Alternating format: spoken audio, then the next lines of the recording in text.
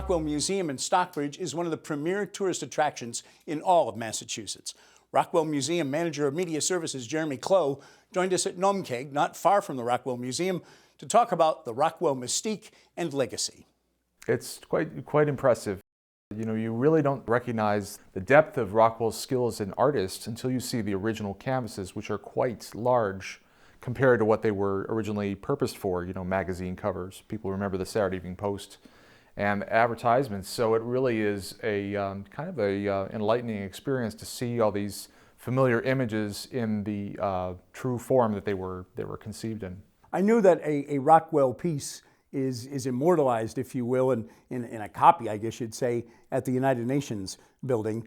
This year, 70th anniversary of the founding of the United Nations, and there is a relationship, and you will focus a bit on that this year, I gather. Yeah, we're actually quite pleased to partner with the United Nations headquarters in New York with a small installation. It'll be in the main visitor center, presenting Rockwell's work, the painting that you referred to, the Golden Rule, which embodied what the United Nations stands for. Rockwell was a humanitarian throughout his career. You know, he had an early interest in, you know, obviously the Four Freedoms paintings that we have represented in our collection, the Civil Rights Movement, which he pictured through the 1960s, and the United Nations was a concept that he had been working with as early as in the 1940s, and actually eventually became that picture, the Golden Rule. It amazes me that here we are more than 30 years since the passing of Norman Rockwell, and yet his work is so relevant, it seems. He was a commercial artist, but his work and his skill was so regarded and connected with people that I think that it has kind of transcended that. And so, yeah, there's always something, a new area of interest in Rockwell's work that maybe resonates. A story like the Ruby Bridges integrating the Southern schools back in the late 50s, that was so wonderfully composed in his picture, The Problem You All Live With, which was created for Look magazine in the 60s. We just recently had a request a couple years ago from President Obama to hang that painting outside the Oval Office. Let's talk about the museum itself. You are open year-round.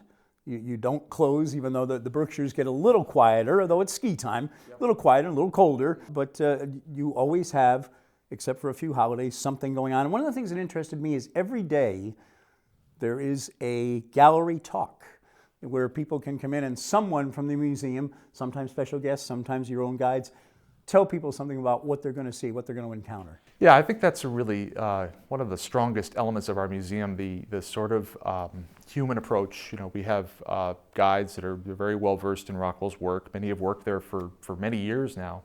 Oftentimes models his original subjects for his pictures that are still in the area, a few that have worked at the museum over the years. And they will lead you right through the galleries and talk about their impressions of the artwork and maybe even remembrances of when he was working on the piece. So that really, I think, is a wonderful component to the visit. You know, you get to get a sense of the community here in South County of the Berkshires and, you know, Rockwell's place in that. And you make a great point of the fact that Stockbridge was his home the last years of his life.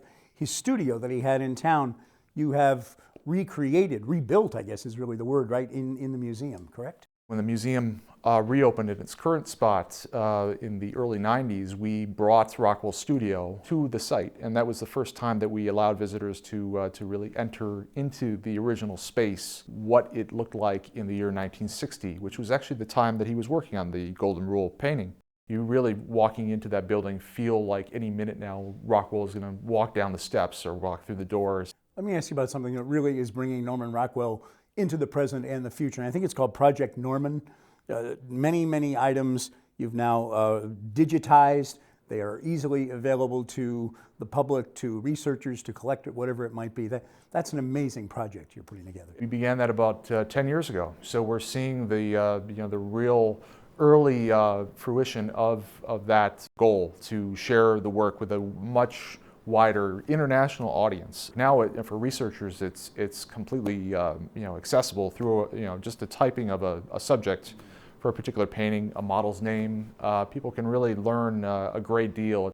We just a year ago received a collection from the Famous Artist School, which was a correspondence course that Rockwell was a a teacher for back in the 40s and 50s. And so that work is also getting digitized. We'll hopefully have that ready by the end of the year. So there's a treasure trove of things to learn about Rockwell. Well, Jeremy Clowe, Manager of Media Services at the Norman Rockwell Museum here in Stockbridge, thanks for coming by. Thank you, Jim.